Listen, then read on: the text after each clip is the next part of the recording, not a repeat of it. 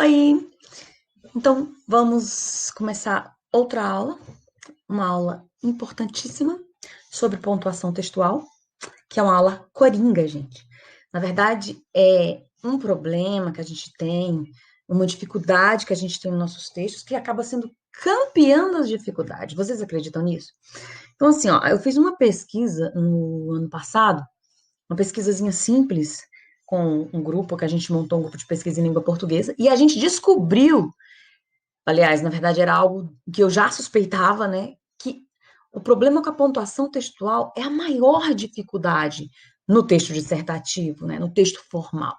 Então, de todas as dificuldades que a gente tem, né? Com concordância, com coesão e coerência, etc e tal, o problema com a pontuação textual tem se mostrado mais grave, né? Por quê? Porque ele trava o texto. O problema com a pontuação textual faz com que a clareza do seu texto vá embora. O texto fica desorganizado. Se você não coloca certinho as marcas de pontuação, como é que você vai separar os períodos? Como é que você vai separar os parágrafos? Como é que você vai fazer as ligações necessárias sem as marcas de pontuação, né? Então a gente descobriu que é o campeão. Então, quando eu faço a correção de algum texto, toda vez eu estou lá colocando em excesso observações sobre a pontuação de texto. Tá? Então, essa aula, eu falo para vocês, é uma aula coringa, porque toda hora vai ser legal vocês consultarem. Ela vai servir para os momentos em que vocês estiverem com dificuldades com o texto, tá? Então, para todas as turmas, para séries, para quem precisar, é uma aula importante para vocês reverem alguns conceitos, né? Então, a gente vai ver que tem várias coisas que a gente já esqueceu, não lembra mais. Só que rever faz com que a gente a cada vez esqueça menos. Você está revendo, você está botando em prática. E aí, uma coisa que eu vou falar para vocês, muito importante, tá? No fundo do coração. Não adianta essa aula se você não estiver praticando a escrita. Então, os meninos que morrem de preguiça de escrever, morrem de preguiça de fazer redação. Você fala, faz uma redação, pronto, o mundo acabou. Não vai acontecer você melhorar a sua escrita desse jeito. O professor pede, escreva um parágrafo sobre isso. Não precisa nem ser professor de português, né? Os professores pedem. Escreva o que você achou de tal artigo, de tal filme, não sei o quê. Tu vais morrendo de preguiça. Não, eu tô com tanta preguiça, vou colocar outra pessoa para escrever para mim. Quando você coloca outra pessoa para escrever para você, essa outra pessoa está praticando a escrita dela e você não está praticando a sua. Então, no momento que você precisar, você não vai saber. Então é muito importante não terceirizar o serviço que é seu, porque você vai precisar dele, você vai precisar ter se preparado para ele, entende? Então, eu peço a vocês, não adianta assistir essa aula, não adianta estudar sobre essa pontuação textual se você não praticar a sua escrita. Leitura e escrita é algo que tem que ser praticado diariamente. Todo dia tu escreve um pouquinho. Mas eu já escrevo lá no WhatsApp. Sério? Você escreve norma culta no WhatsApp, com correção? Você pratica os seus parágrafos lá direitinho? Você faz os seus períodos? Não. O WhatsApp não serve para isso, por enquanto. Mas eu olho ortografia é menos mal, só que você vai precisar escrever um texto em algum momento. E é o nosso momento de praticar, beleza? Então, de olho na aula. Então, olha lá, pontuação textual, sinais de pontuação, qual que é a importância disso? Importância da correta pontuação, né? Então, eles são indispensáveis para o seu texto ficar bem organizado, indispensáveis, né? Como é que eu vou provar isso? Eu vou provar aqui, ó, tem um textinho bem legal, vocês já viram? Ele circula em WhatsApp, o pessoal se diverte com isso aqui. Então, olha só, é uma historinha curtinha muito interessante, chamada O Testamento e a Pontuação. Então, um homem rico, sem filhos, sentindo-se que morreria logo, pediu papel e caneta e escreveu assim. O cara era rico, hein? Deixo meus bens à minha família, ou à minha irmã, não a meu sobrinho, jamais será paga a conta do mordomo, nada dou aos pobres. E ele não fez pontuação. O moribundo não teve tempo de pontuar o texto e morreu. Parece umas redaçõezinhas que eu recebo de vez em quando, sabe? Sem texto, sem pontuação, sem vírgula, sem parágrafo, sem nada. Aí ele morreu, né? E as pessoas, eram 4 concorrentes. Chegou o sobrinho, então eram 4 pessoas que poderiam receber a herança do falecido, ok? Chegou o sobrinho e fez estas pontuações com a cópia do bilhete. Deixo meus bens à minha irmã? Não. A meu sobrinho? Jamais será paga a conta do mordomo. Nada dou aos pobres. Beleza. Aí chegou a irmã do morto, tá? Com outra cópia do testamento e colocou assim: Deixo meus bens à minha irmã, não a meu sobrinho. Jamais será paga a conta do mordomo. Nada dou aos pobres. E veio o mordomo, que não era besta nem nada, pediu a cópia original e fez as seguintes pontuações. Deixo meus bens à minha irmã? Não. A meu sobrinho? Jamais. Será paga a conta do mordomo. Nada dou aos pobres. Cada um puxando sua sardinha, né? Um juiz estudava o caso quando chegaram os pobres da cidade. Um deles, mais sabido, esse tinha frequentado as aulas de português, né? Tomou outra cópia do testamento e pontuou deste modo. Deixo meus bens à minha irmã? Não. A meu sobrinho? Jamais. Será paga a conta do mordomo? Nada. Dou aos pobres. E aí, a gente tem um impasse, né? Porque a pontuação vai ser decisiva nesse momento. Então, é a pontuação que vai dizer para onde é que vai essa grana, ok? Isso é só um pequeno exemplo, eu acho ilustrativo maravilhoso sobre o problema com a pontuação. Sinais de pontuação, para que servem? Quando usar e quando não usar de jeito nenhum. Então, lá vai as dicas, as nossas dicas e para que a gente melhore o nosso texto. Então, eu vou falar para vocês sobre 10 sinais de pontuação. Eu acho que são só esses que existem. Se alguém lembrar de algum outro, me fale. Eu não estou lembrando, não. 10 sinais de pontuação. Professora, fala, vai demorar demais. Tentaremos ser o mais breve possível, porque só alguns deles são mais problemáticos, tá? Eu considero que o ponto e a vírgula, eles são mais complicados. O resto é mais tranquilo, inclusive porque, de acordo com o sinal de pontuação, gente, olha só. Professor, como é que eu vou saber usar tudo isso? Alguns, eles incidem em regras gramaticais. Então, eu preciso realmente seguir determinadas regras. Outros não, são flexíveis, eu posso usar ou não, eu posso trocar um por outro. Depende do estilo do meu texto, depende do gênero do texto, entendeu? Então, a coisa é bem flexível, bem maleável e às vezes um pouco complexa também. Começando pelo grandão aí, o ponto final. O ponto final, que muita gente não usa, vocês acreditam que eu já recebi textos que o menino escrevia o texto todinho, e depois ele dava uma boa olhada no texto e saía pingando uns pontinhos pelo meio do texto. E ele dizia que era assim que ele fazia a pontuação. Pasmem, tá? Então, isso é terrível, eu não consigo entender como é que funciona para ele a organização das suas ideias. Então, ele serve para uma coisa. Para que serve? Usado para quê? Para marcar o final do período da oração ou da frase. Professora, ferrou, porque eu não sei o que é período, não sei mais o que é oração e não sei mais o que é frase. Então, tu vai lá dar uma gugada lá na sua vida, vai atrás de saber porque isso é indispensável. Sinto muito, gente. Sinto muito, é indispensável. Então, o que é o período, o que é a oração? O período são as unidades do seu texto. Toda vez que você vai lá e coloca um pontinho no final, plim, você disse assim, ó, acabou meu período aqui. Deixa eu retomar o assunto ali na frente. Pode ser no outro parágrafo, pode ser no mesmo parágrafo, entendeu? Um parágrafo pode ter vários períodos. Só que você tem que saber, toda vez que você der o pontinho, você encerrou aquele assunto daquele pequeno período. E você precisa saber disso, tá? Um período pode ter uma oração, como o caso do período simples, ou duas orações ou mais, que é o caso do período composto. Lembram-se disso? Então, pode ser um período pequenininho, ali de meia linha, pode ser um período grande, de acordo com como você vai organizar esse período. Uma dica que eu dou para vocês, um conselho, é que vocês não façam eles muito longos. Quando o período fica com 3, 4, 5, 6, mais de 6 linhas, sei lá, ele fica grande e existe um risco sério de você desorganizar a coisa toda, ok? Então não faça muito grande, você pode alternar, faz períodos mais curtos, um pouquinho mais longo, entre uma linha, 3, 4 linhas no máximo, é uma dica que eu dou para vocês, ok? Tá, professora, mas eu precisava saber o que é esse negócio de período exatamente. A gente só sabe dentro do texto, escrevendo o texto. Tá? Então, lá, sempre que o assunto for retomado, sempre que for necessário especificar sobre algo, eu paro, agora deixa eu explicar melhor. Você tem que fechar essa oração e isso se faz com um ponto. Fechar essa oração, esse período, isso se faz com um ponto. Então, ó, isso aqui são recortes de textos originais, são textos dos estudantes aí de algum tempo atrás, eles mesmos fizeram para mim. Tá? Então, olha o que ele escreveu aí. O mercado de soja tem crescido nas últimas 3 décadas em virtude das condições agronômicas. O Brasil se tornou um dos grandes produtores. Eu tenho um problema aí com a pontuação. Que problema é esse que eu tenho com a pontuação? Quando ele vai falar o Brasil, depois de agronômicos, ele retoma o assunto. Ele troca de sujeito. Então, eu precisaria colocar um ponto. Tá vendo?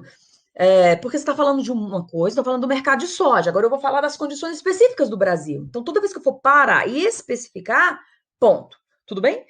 Então, inclusive, daria para fazer de outra forma, hein? Vocês estão vendo? Ó, o mercado de soja tem crescido nas últimas 3 décadas. Se eu colocasse um ponto aqui, ó, ponto. Daria para começar outro tipo de frase, ó. Em virtude das condições agronômicas, o Brasil se tornou um dos maiores produtores. Entende? Não daria para trocar isso aí, então a pontuação aí é decisiva. O meu conselho é que se colocasse um ponto depois de agronômicas e retomasse o assunto para especificar. Olha outro problema. O objetivo do texto é falar sobre o problema da exportação. Ponto. Fechou? Acabou o assunto? Que sempre esbarra em questões burocráticas. Esse ponto aí existe? Não. Por quê? Porque o que é uma conjunção que está ligando essa outra oração à primeira. Então as orações estão ligadas, então elas estão dentro do mesmo período. Eu não fechei isso aí. O objetivo do texto é falar sobre o problema da exportação, vírgula, que sempre esbarra em questões burocráticas. Tá? Eu estou dando mais informações sobre a palavra exportação em si. Então, esse que é uma conjunção, ele ligou aí a coisa.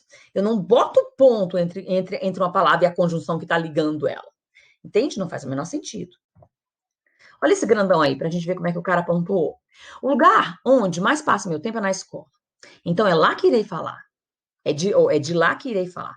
Porque é uma escola bem diferente das outras. Ponto. Fechou o assuntinho? Ficou bom, né? Agora ele vai falar da proposta. Estão vendo? Primeiro lugar. Agora, a proposta. Então, eu parei, recomecei. A proposta inicial da instituição é formar alunos de ensino médio, junto com o curso de técnico em agropecuária. Com isso, eu acho que aqui ele poderia colocar um ponto, porque ele vai especificar novamente, não é? Ele vai explicar mais o assunto. Toda vez que você quer explicar mais o assunto, você ponto e recomeça, tá? Ponto.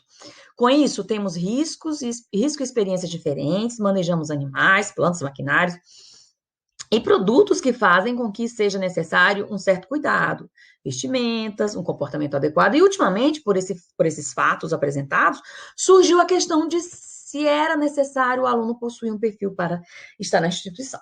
Então, percebam, lá onde ele escreve assim, a proposta, começou o período dele. E ficou enorme, gente. E o risco dele se perder, de ficar a coisa bagunçada, embolada, é muito grande. Então, não façam períodos tão grandes. Tá vendo? Ó, o período começa lá em cima e termina em instituição. São várias linhas. Ficou grande. Não façam tão grande assim o período de vocês. Beleza? Ponto é isso. Fechou o período. Agora a vírgula. Eu considero a vírgula muito mais complicada de entender do que o ponto, porque ela tem vários usos. Qual é o uso do ponto final? Fechar o período. Qual é o uso da vírgula? Eu separei aqui pra gente 5 casos em que a gente usa vírgula, tudo bem? Vamos ver se a gente consegue acompanhar. Então, ó, primeiro, ela separa elementos sintáticos da mesma natureza, objetos, orações, circunstâncias. Então, toda vez que eu tenho esses elementos da mesma natureza numa lista, ó, fazer uma lista de itens, palavras ou objetos dentro da oração. Toda vez que eu tenho essas coisas listadas, uma, outra, pá, eu vou colocando vírgula. Como assim, professor? Então, aqui, ó. Na segunda-feira, vou ao médico, depois passo na farmácia e só no final do dia passo na sua casa. Então, quais são as coisas que eu tenho aqui listadas, que elas são da mesma natureza? São as ações. Ir ao médico, passar na farmácia, passar no mercado, ir embora. Olha aí o mercado. Ele não colocou passar no mercado, ele omitiu o passar no mercado, não foi? Porque não precisa, pelo contexto, eu já sei que é passar no mercado. Então ficou elíptica, ele fez uma elipse aí do verbo passar. Não precisa eu dizer, eu escondo, eu deixo escondidinho. E só no final do dia passo na sua casa. Então as coisas estão listadas, as ações, ok? Pá, pá, pá. Professora, por que tem uma vírgula depois do e? Porque ele colocou uma coisa aqui no meio das ações. Conseguem ver? Então, ó, quais são as ações? Ir ao médico, passar na farmácia, passar no mercado. Final do dia não é uma ação. Mas aí ele colocou entre vírgulas para fazer essa pequena observação aí. Por isso que depois do e ficou uma vírgula. Normalmente, depois do e não há vírgula, não é isso? Olha aqui o caso, ó. Lista de coisas da mesma natureza. Nessa loja você encontra de tudo. 2 pontos. Quando eu vou anunciar uma coisa, eu uso os 2 pontos, né? Artigo de cama, vírgula. Mesa, vírgula. Banho, vírgula. Tudo listadinho, né? Vestuário e esportes. Dá uma olhada no E aí. Viu que o E, eu não preciso colocar vírgula se eu coloco o E? Não preciso. Eu só vou usar uma vírgula se eu colocar alguma coisa fora dessa lista aí acrescentada. Por exemplo, ó, nessa loja você encontra de tudo: cama, mesa, banho, vestuário e, exclusivamente aqui, esporte. Percebem? Aí eu coloco vírgula. Aí eu posso colocar essa vírgula. Aliás, eu devo colocar essa vírgula. Porque exclusivamente não faz parte da minha lista, né? Então eu vou encaixar aí entre vírgulas depois do E, no caso. Tudo bem? Se não tivesse colocado esse exclusivamente, bastaria o E sem vírgula, sem nada, porque ele substituiria a última vírgula. O E faria essa pausa, né? Essa conjunção aí faria a pausa. Ok? Então vamos lá. Outro caso de uso da vírgula. Mais 3 casos de uso da vírgula. Vamos lá, ó. 3. Separar o vocativo do resto da oração. Meu Deus, o que é vocativo, professora? Eu já esqueci. Memória curta.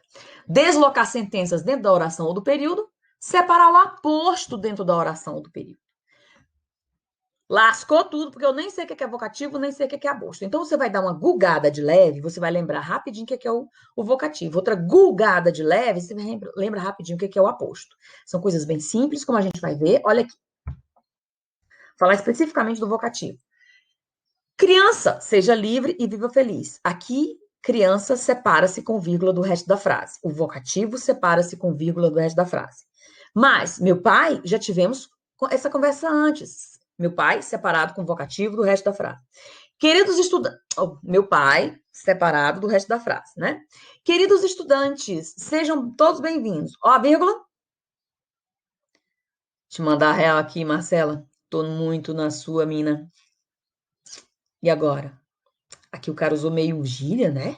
Uma linguagem assim, não muito formal, porém, ele fez a pontuação certinha. Não é porque o cara usa gíria que não vai fazer pontuação, né, gente? Dizem por aí algumas pesquisas que algumas pessoas têm preconceito contra quem não escreve direito. Então vai começar um relacionamento ali, um namoro e tal. O cara escreve mal pra caramba, a menina escreve mal, então ele cai no conceito. Dizem que andou separando, um cara fofoca, mas andou separando algumas pessoas, esse negócio de não prestar atenção na escrita, de não corrigir a própria escrita, ok? Então, olha só olhando isso aí, tu mesmo monta aí um padrão. Não dá para saber o que é vocativo? Não dá para saber? Olha isso. No caso, criança, meu pai, queridos estudantes, Marcela e Mina, são os vocativos. Então, o que é o vocativo? Exatamente. O vocativo é a palavra usada para se referir, para tratar ou para nomear a segunda pessoa. Quem é a segunda pessoa? É a pessoa com quem eu falo, ou com quem qualquer um de nós fala. Toda vez que a gente dirige o nosso discurso a alguém, eu estou falando com esse alguém se torna a segunda pessoa, ok? Então eu posso chamar essa segunda pessoa do que eu quiser, né? Pelo nome, pelo apelido, pelo pronome de tratamento, vai ser o vocativo. A palavra usada para me dirigir a essa pessoa é o vocativo. Simples. Então, criança, o cara tá chamando a criança de criança. Poderia ser pelo nome da criança, né? Bárbara, Fabiana, sei lá quem, seja livre e feliz. Qualquer palavra nesse lugar seria o vocativo. Tudo bem? Meu pai, mas meu pai é como a menina chamou. Ela poderia chamar papai, ou senhor, ou não sei. Entenderam? É o vocativo. Então, aí, ó, Marcela, Mina, queridos estudantes, são as formas de se dirigir a uma segunda pessoa.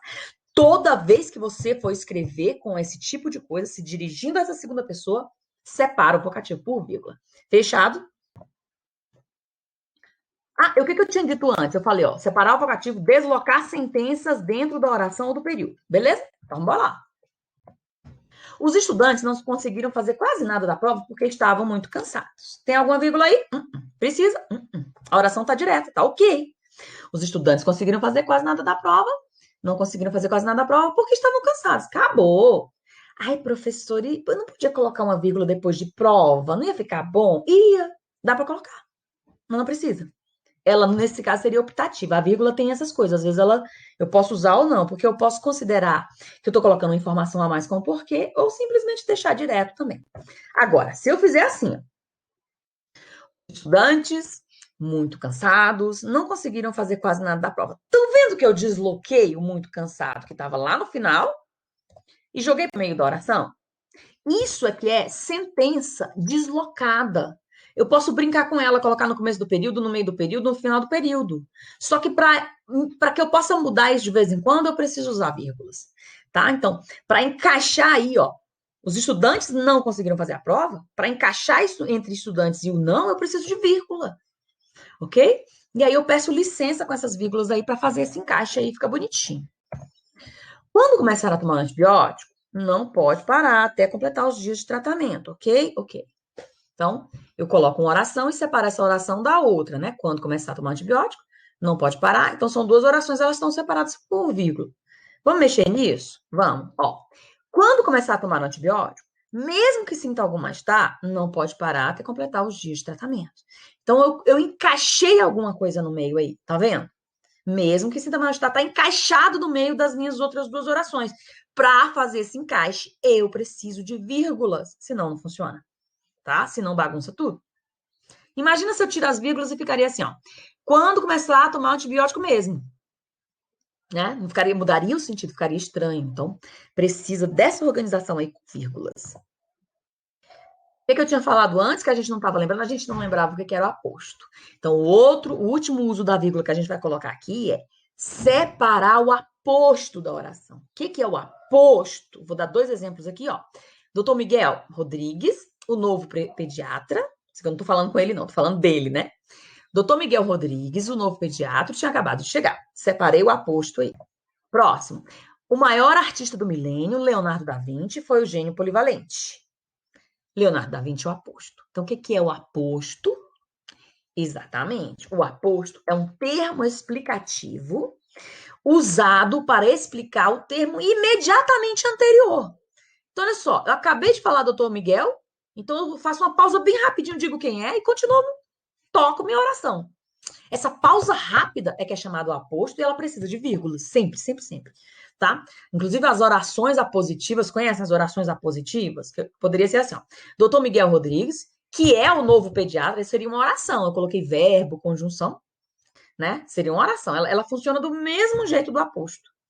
Ela é uma pausa explicativa, tá? Do termo anterior, não é de outro momento, não, gente.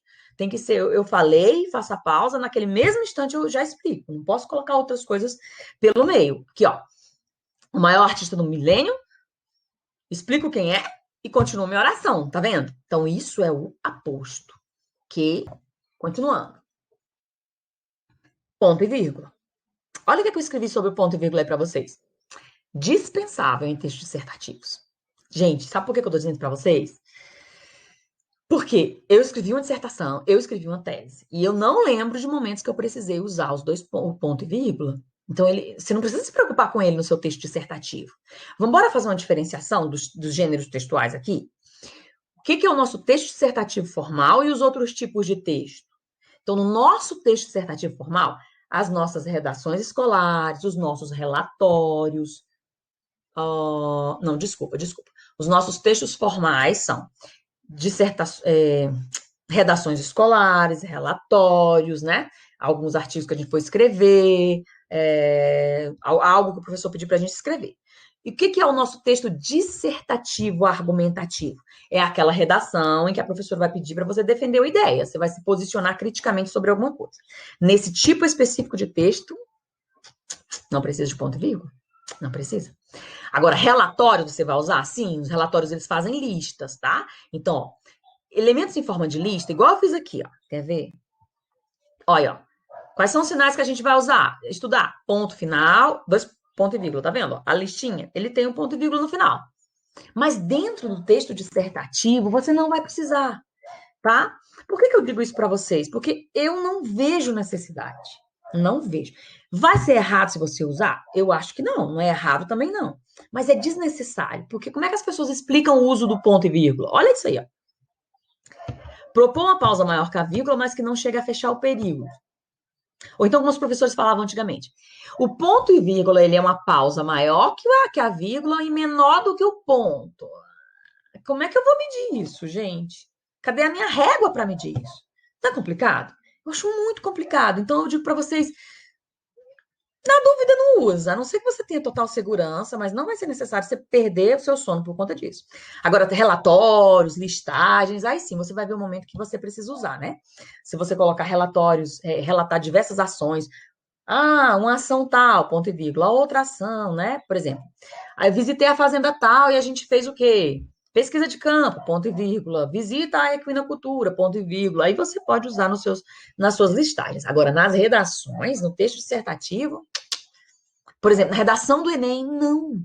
Olha, guarda isso para você. Você não vai se preocupar com ponto e vírgula na redação do Enem. Não tem necessidade. A vírgula ou o ponto vão resolver lá os seus problemas com o seu texto, tá? Então, aí, ó, um exemplo. E aí, a gente fala agora dos dois pontos. Esse, sim, esse é muito necessário às vezes, tá? Então, para que servem os dois pontos? Ele anuncia, ele faz um anúncio.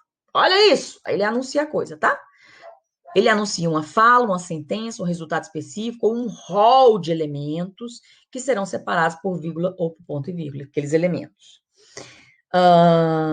Tipo, o professor entrou na sala e disse, tá vendo? Eu estou anunciando a fala, o discurso direto. O que é o discurso direto? É a fala da pessoa exatamente como ela disse, recortada da voz dela, entende? Esse é o discurso direto. Como é que é o discurso indireto? O discurso indireto é se eu falasse assim, ó, o professor entrou na sala e disse que os alunos fizessem um ciclo. Então, eu tô mudando a frase para encaixar a fala dele, não diretamente, mas indiretamente. Entendem? Discurso indireto. O professor entrou na sala e disse que os meninos fizessem um círculo. Como é que é o discurso direto? É do jeitinho que ele falou. O professor entrou na sala e disse, faça um círculo, por favor. Essa é a fala dele. Ok? O governo precisa dar mais atenção às seguintes áreas. 2 pontos. Aí eu vou listar saúde, segurança, educação. Tá? Então, sempre vai ser necessário os 2 pontos nesse caso. Aspas. Eu coloquei para vocês que aspas é uma coisa muito elegante. E é. Você saber usar bem as aspas mostra que você é uma pessoa que tem cuidado com a sua escrita. Por isso que é elegante. Então, olha só. As aspas têm alguns usos. Acho que 4 usos. Vamos falar desses 2 primeiro, ó. As aspas são usadas para destacar, elas destacam o discurso direto. Acabei de dizer o que é o discurso direto, tá?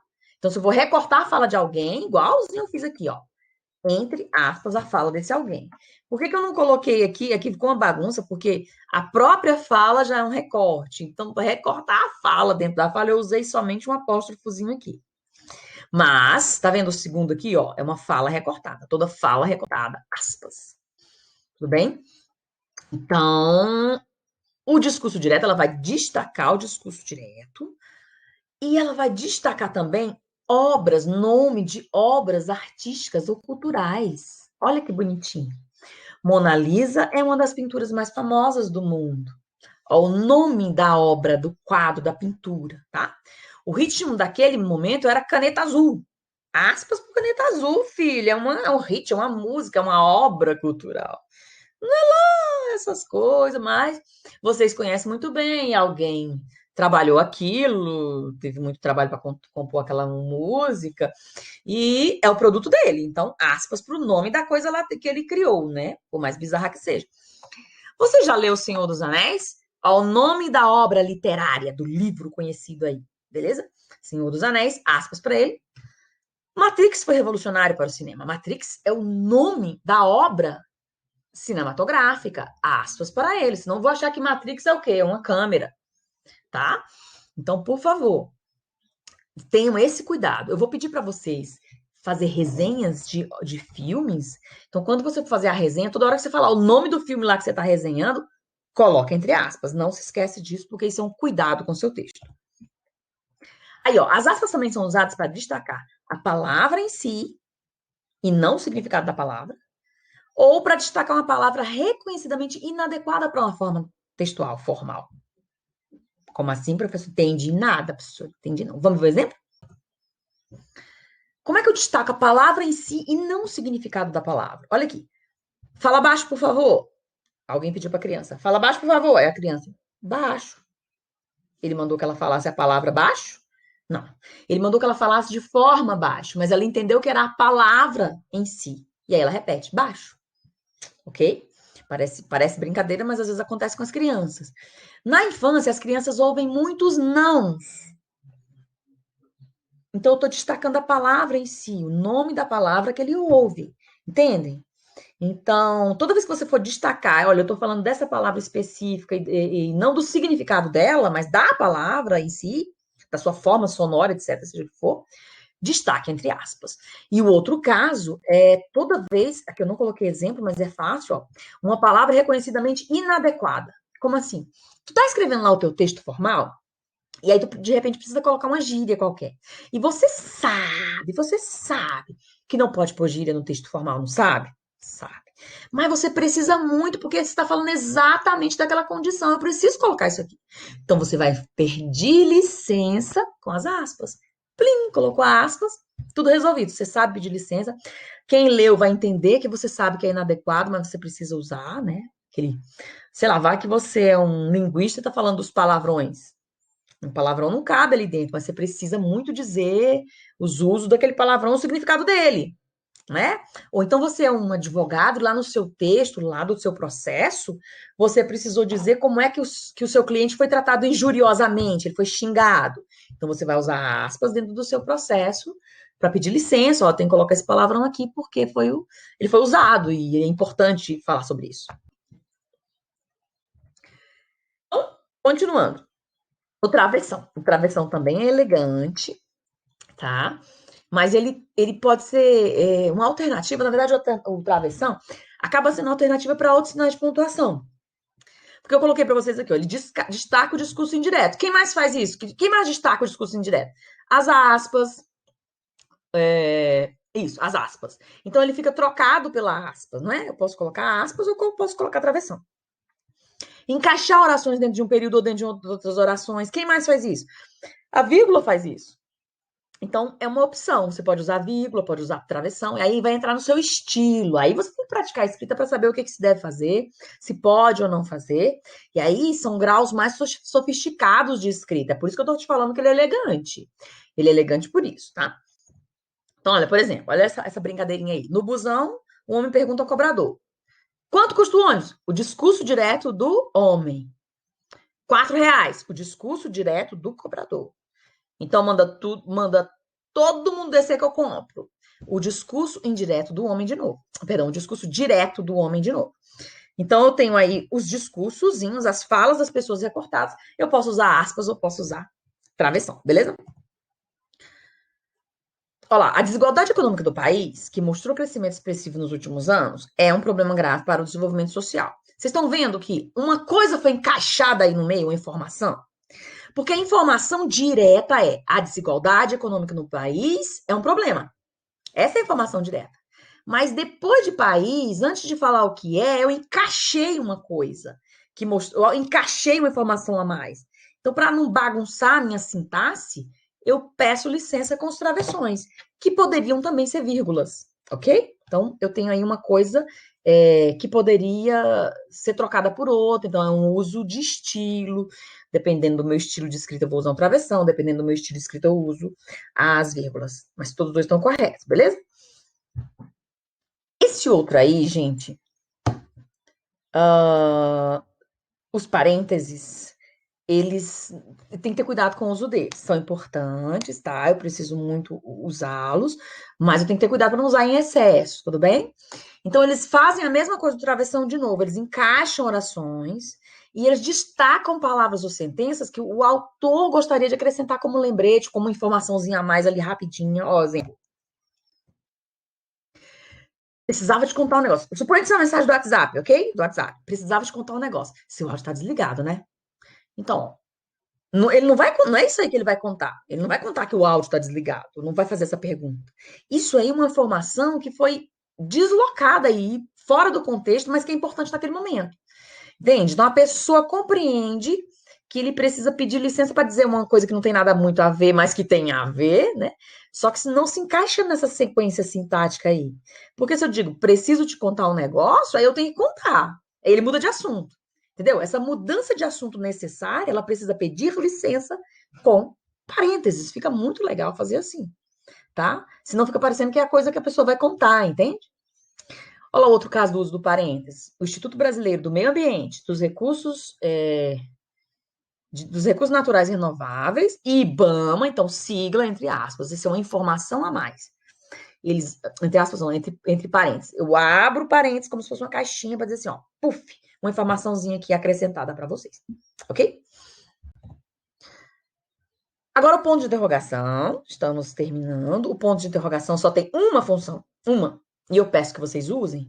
Gente, as pessoas estão esquecendo de usar o ponto de interrogação. Faz uma pergunta, você pensa que é uma afirmação, não façam isso. O espanhol é maravilhoso. O espanhol, ele joga o ponto de interrogação lá no começo, pá! E aí, do começo da frase eu já sei que é uma pergunta.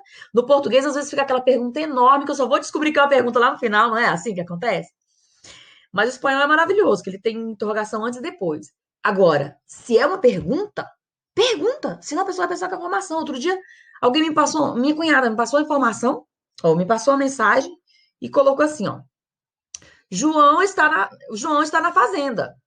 Aí eu, eita, nem sabia. E ela, não, eu tô perguntando. Eu falei, então pergunta. Seria ótimo se perguntasse, né? Quando ela pega e afirma, João tá na fazenda, eu falei, ué, mas eu não sabia que tava. Achei que ela tava me dizendo que ele tava na fazenda, enquanto a criatura tava perguntando sem ponto de interrogação. Então não tinha como saber, ok? Olha aqui, um probleminha. Suponha que o menino tá lá chavecando a menina de novo, e aí ele vai. Agora eu vou ter coragem. Agora eu tenho coragem. Aí diz, Tati, vamos sair. E ela, que legal. Onde vocês vão? Perceberam? Então, nem de... a falta de pontuação dele acabou com a cantada dele, com a saída dele. Tá? Esse é um problema. Desfez outro namoro aqui, né? Bastaria ele ter colocado ponto de interrogação e aí a menina não ficaria voando desse jeito, a menos que ela também não use, né? Aí já é um problema mais grave ainda. E aí, agora, pro final, gente, para fechar o nosso videozinho aqui, que já tá ficando extenso, eu vou dar uma dica para vocês importante sobre dois sinais de pontuações que vocês vão usar em vários outros momentos, tá? Vocês vão usar nos seus textos literários, vocês vão usar se vocês escreverem poesia, vocês vão usar em cartas pessoais, em algum outro momento, nos textos do WhatsApp, etc e tal. Mas não vão usar nos seus textos formais, em nenhum deles, tá? Seu texto é formal, você está escrevendo um artigo, você está escrevendo um relatório, você está escrevendo uma redação escolar, não usa esses sinais de pontuação. Quais? Ponto de exclamação serve para quê? Para marcar sentimento de euforia, exaltação ou susto. No seu texto formal, você não vai mostrar nada disso, porque ele é formal, ele é técnico, ele é sério, ele é frio. Então não tem que aparecer sentimento lá, não tem que aparecer emoção, só tem que aparecer razão. Tudo bem? Então, exclui, elimina, não usa isso. Só nas brincadeiras que você usa isso.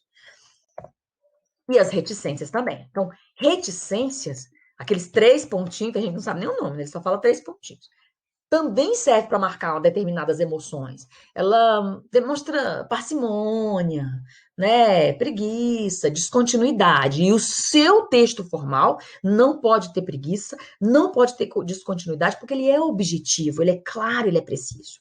Tudo bem? De acordo, então, agora, gente? Tá? Então, não use esses dois, vocês melhoram com isso e até a próxima.